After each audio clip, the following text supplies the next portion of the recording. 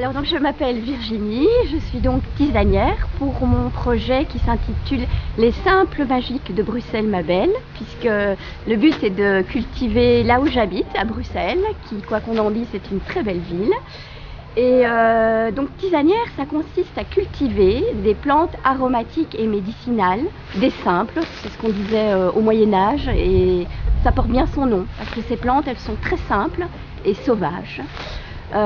Pour en faire des tisanes, donc des infusions, des boissons aux herbes, du thé aux herbes comme disent les Allemands, et aussi agrémenter, accompagner certains plats, faire du sel aux aromatiques comme épices, etc.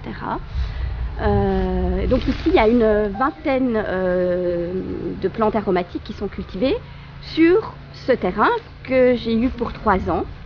Donc sur cet espace test agricole. Ici c'est le plus petit terrain, il est vraiment petit, hein, il n'y a que 10 arts et encore si on enlève le cabanon il y en a 9. Mais moi je voulais commencer petit, puisque je me teste, je me disais je vais y aller tout doucement.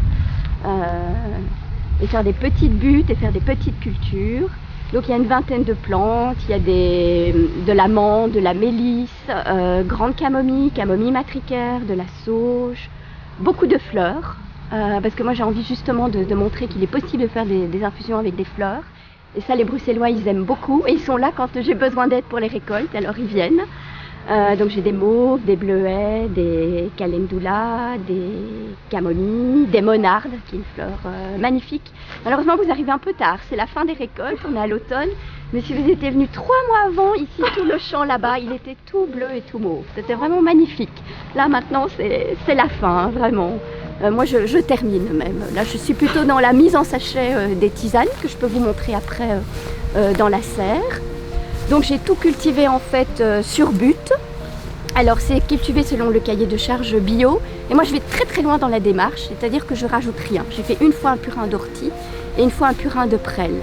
Et alors le terrain il a l'air un peu sauvage. C'est mon but, je trouvais qu'avec toute l'allée des arbres et comme il était petit de plutôt faire un jardin. Et aussi je récolte les sauvages, genre les orties, moi je les laisse le long puisqu'après je vais les récolter et les faire sécher et elles sont dans les mélanges. C'est aussi très intéressant parce qu'avec ça j'ai énormément de coccinelles, j'ai eu pas mal d'abeilles, puis les oiseaux sont intéressants aussi, notamment j'ai ici plein de mésanges, donc j'ai mis des nichoirs, enfin je veux vraiment créer une forêt jardin en fait. Voilà, pour que tout soit en symbiose. Et j'ai l'impression que comme ça les plantes elles vont... Les aromatiques c'est différent des légumes, hein, donc ça se cultive autrement, il faut en prendre soin surtout au printemps et après il faut les laisser tranquilles. Elles sont vraiment sauvages et puis alors la récolte, là on les stresse un peu, puisqu'à force de cueillir les fleurs, plus elles font des fleurs. Si on arrête, tout se met en graines et c'est terminé.